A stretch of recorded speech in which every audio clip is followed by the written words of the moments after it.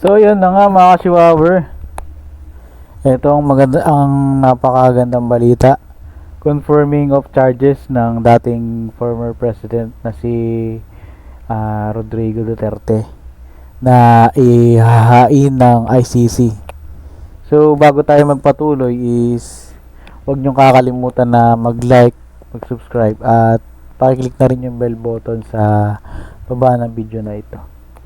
So yun, tara na at ating panoorin kung ano yung desisyon ng ICC para sa nalalapit na confirming of charges ng ating former President Rodrigo Duterte.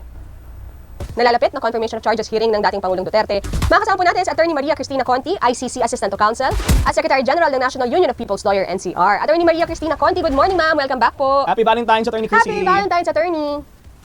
Happy Valentine's Day! Naku, pasensya na po sa abala ngayong Valentine's Day, ma'am ha. Hihingi lang po sana kami ng update. Kahapon ay inaprubahan po yung application ng 500 na additional na witnesses. Tama po ba? How will that play out, ma'am? Lahat ba yon ay ipapatawag? Makakapagsalita po ba sila for the confirmation of charges hearing? Sige, so, thank you Victoria sa pagbati, pero para sa atin, ito ay isang simpleng Sabado. Yung 500 ang ipinagdidiwang namin ngayon kasi ako medyo, ang bilis. Itong 500 ay qualified na to participate in the confirmation of charges hearing. Kaya, pagtungtong sa February 23, pag tinanong ko, sino ang mga biktimang nagpa-participate? Hindi sila kailangang nandoon, hindi sila kailangang mag-register or mag-sign up kasi hindi naman required na umattend. Pero yung pangalan nila o yung presensya nila, quote-unquote, ay bibigbitin ng abogado. 532 individuals, 532 victims of the war on drugs are recognized and can submit their views and concerns. Itong participating victims, ulitin ko lang, ay hiwalay po sa witnesses. Okay?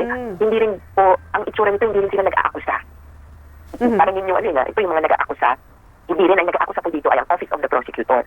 Ang biktima, tumatayo na, una, para sabihin na, yes, nangyari ito, pero more importantly, para ipaabot kung ano yung epekto ng nangyaring krimen sa kanila.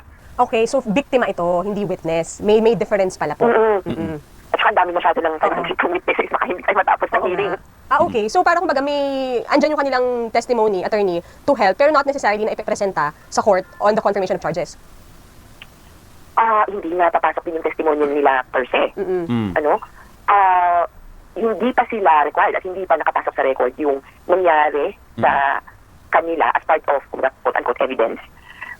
Meron na silang naibigay na patunay ng kanilang victimhood, pero hindi ito gagamitin sa trial. Dahil ang may responsibilidad na patunayan yung krimen ay ang prosecutor, o kaya actually pwede kung sakasakali, meron diyang victim na nagsasabing hindi naman si Duterte ang pumatay ng kaanak ko. Example lang maaaring yung biktima i-request na gawing witness ng prosecution or defense. Okay, so not Doon papasok ang testimonya niya. Okay, so not necessarily na against the former president yung victim.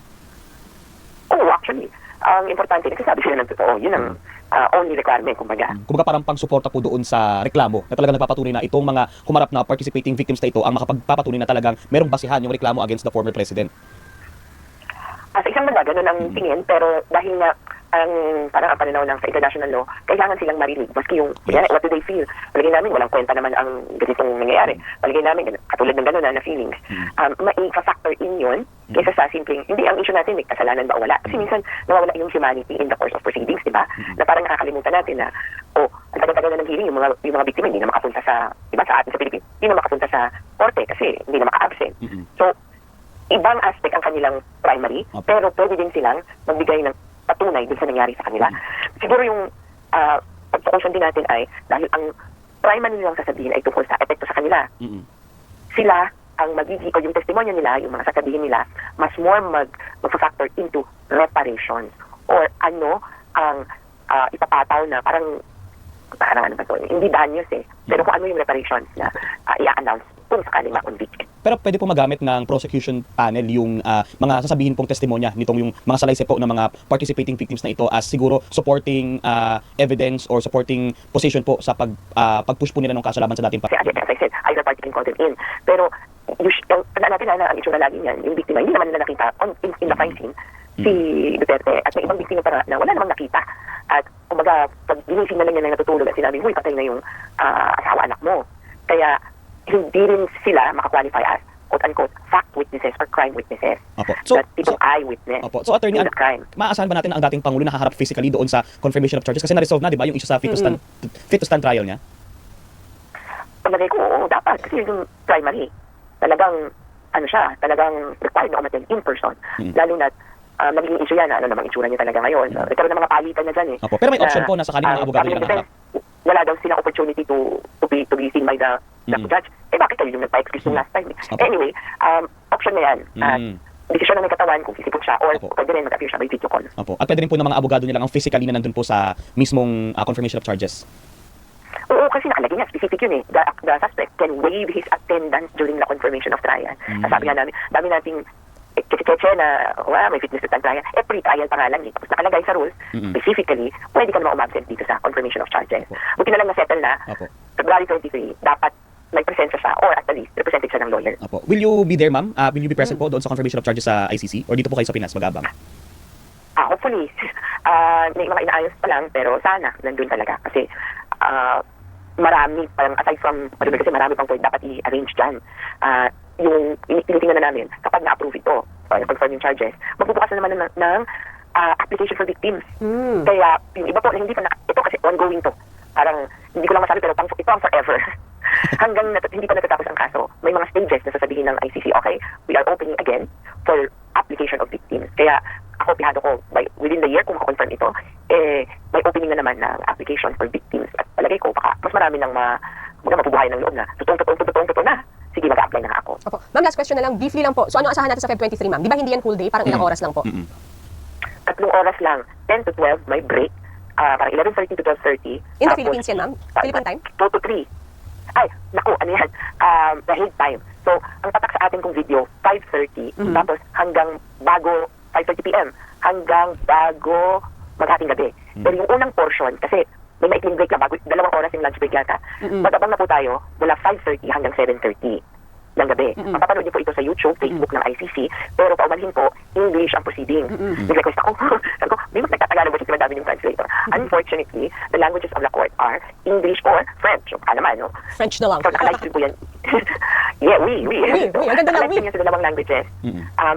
Makinig na lang po muna tayo dun sa mga sasabihin, pero ang simula niyan ay opening statement. Para po sa mga matutulog ng maaga, opening statement ang aabutan. Okay. Kung mahihintay niyo pa ng later in the night, kasi may lunch break na 2 hours, aabot po tayo doon sa presentation ng prosecution. Okay. Okay. So, yun ang ating abangan. Okay. Attorney Christy, thank you so much ha. Pasensya na po sa abala. At muli, syempre, happy Valentine's. Opo. At, Good luck po. The best of luck po the sa best inyo of po, luck Kap. po. So yun na mga Chihuahua. Talaga namang haharap na ang ating dating former president na si Rodrigo Duterte sa kinakaharap niyang kaso sa ICC.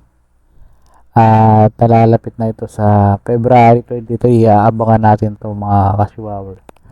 So yun lang mga ka-Chihuahua. Kung meron kayong mga karagdagang opinion o komento, paki-comment lang sa comment section sa baba.